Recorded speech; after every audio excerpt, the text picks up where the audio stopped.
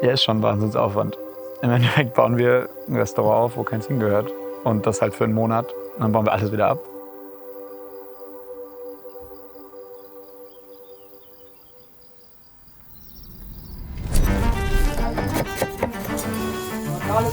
Butter steht auf dem Schrank. Das nächste schicken wir dir mal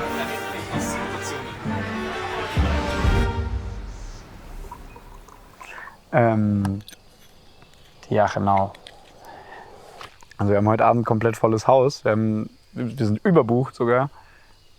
Ich finde es einfach unglaublich, dass wir es als Team geschafft haben, was hinzustellen, was für viele Leute so besonders ist, dass sie sagen, ich setze mich jetzt ins Auto 1,5 Stunden oder noch länger und fahre jetzt hierher.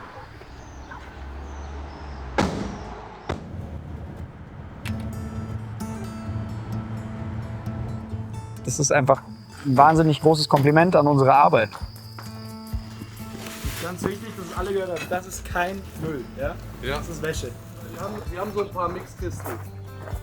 Dann lieber auf weiß, wenn das meiste weiß ist. Und hoch. Höher. Wir gehen aufs 4. Loch, also 3 frei.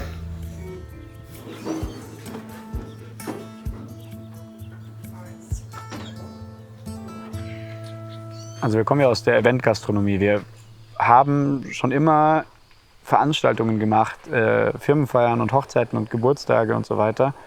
Aber wir machen ja dann doch was sehr Spezielles und ich glaube, dass viele Gäste sich nicht vorstellen konnten, was eine Veranstaltung bei uns bedeutet.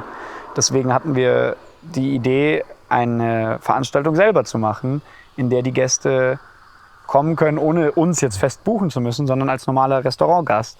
Und aber trotzdem zu sehen, wie könnte eine Veranstaltung ausschauen, wenn wir ein Catering für die machen.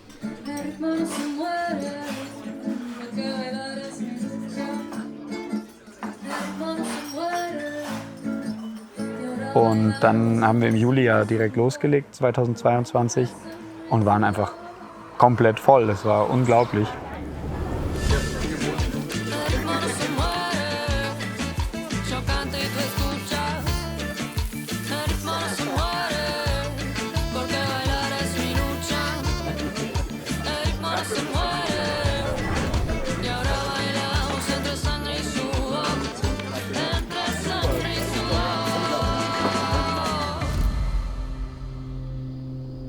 Was ich hier super besonders finde, was man einfach in anderen Umgebungen Münchens jetzt nicht hat, man hat super wenig Tagestourismus verglichen jetzt mit dem Starnberger See oder Chiemsee oder was auch immer.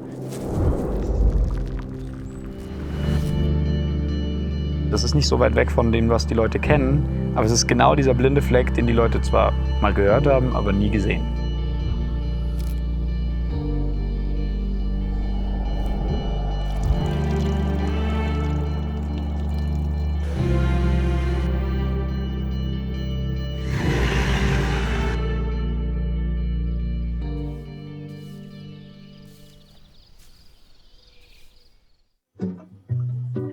Die Gäste sitzen hier an langen Tafeln und die Leute kennen sich nicht. Man sitzt aber nebeneinander.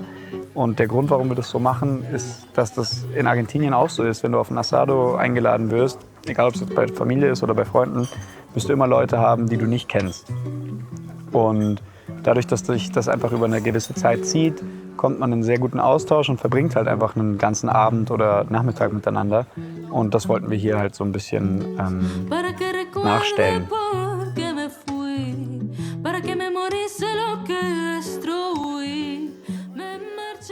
Und dann wollen wir natürlich ein hochwertiges Essen anbieten, was aber nicht zu hochgestochen ist, sondern einfach ordentlich zubereitetes, leckeres Essen, was Spaß macht.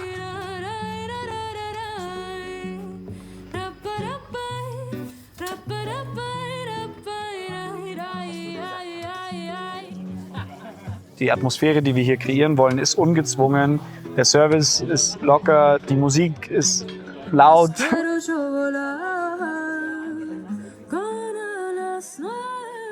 Und es soll eine schöne familiäre Stimmung sein und die kreiert man nicht mit überambitioniertem Essen.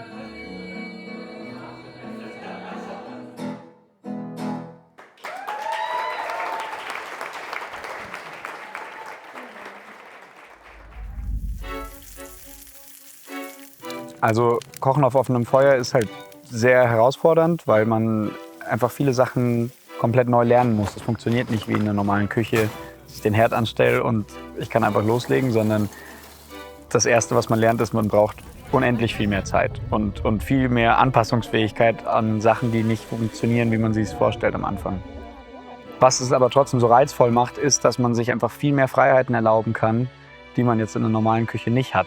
Ich kann in einer normalen Küche keinen Salat einfach in die Glut schmeißen oder eine Schaufel benutzen, um einen Pfannkuchen abzuflemmen.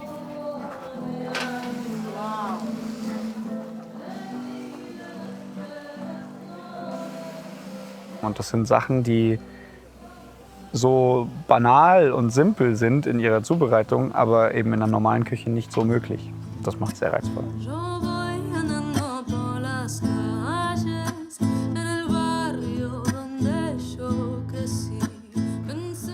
Ich glaube, das, was den Gästen hier am meisten gibt, ist eben dieser Austausch mit der Küche und dass man einfach so nah dran sein kann.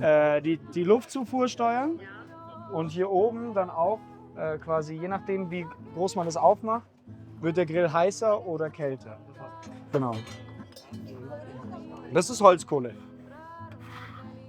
Der braucht auch viel weniger, dadurch, dass das halt geschlossen ist. Ich meine, hier verheizen wir, wenn das jetzt nur Holzkohle wäre, dann hätten wir heute, glaube ich, so 150 Kilo Holzkohle schon rausgefeuert. Und das ist was man weder als Koch noch als Gast gewohnt ist, dass die Zubereitung so viel Aufmerksamkeit bekommt und nicht nur der Konsum des zubereiteten Essens.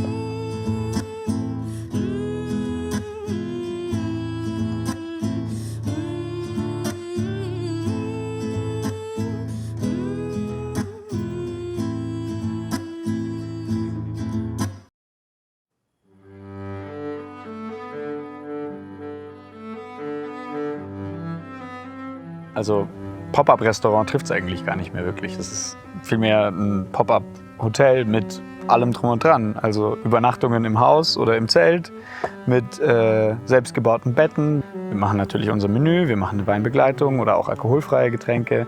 Jetzt gibt es ein Frühstück und wir versuchen dabei als Team möglichst alles selber zu machen. Das soll halt alles auch zusammenpassen und man soll als Gast merken, wenn man hierher kommt, jeder, der hier arbeitet, gibt sich wahnsinnig viel Mühe. Hier steckt sehr viel Herzblut drin und ich bin mir sicher, dass man das merkt, wenn man hier ankommt. Sehr wichtig hier. Küche und Service müssen sich super gut absprechen. Das heißt, das Brett ist ausgehoben, dann schenkt ihr ein, dann machen wir die Empanada. Weil die Empanada ist verhältnismäßig so wenig. Wenn wir die zuerst servieren und dann nachschenken, dann hat die Hälfte der Weinbegleitung gar kein, dieses Erlebnis nicht. Also der Wein muss zuerst da sein, bevor wir die Empanada sind. Wir haben jetzt gelernt, diese Pop-up-Idee kommt wahnsinnig gut an und macht uns auch viel Spaß. Also spricht überhaupt nichts dagegen, das auch in anderen Locations zu machen und sich auch einfach mal weiter weg zu bewegen. Dementsprechend fände ich es natürlich super spannend, wenn wir auch mal in der Nähe von Hamburg was machen oder eben an der Ostsee oder am Mittelmeer oder was auch immer, wo wir halt einfach ganz andere Kulinarik haben als jetzt im Alpenvorland. Und das ist schon was ich auf jeden Fall machen möchte. Jetzt mit den Zelten und den Übernachtungen, die wir da anbieten können, sind wir quasi ortsunabhängig. Und das ist eine Freiheit, die ich sehr gerne weiter ausnutzen möchte.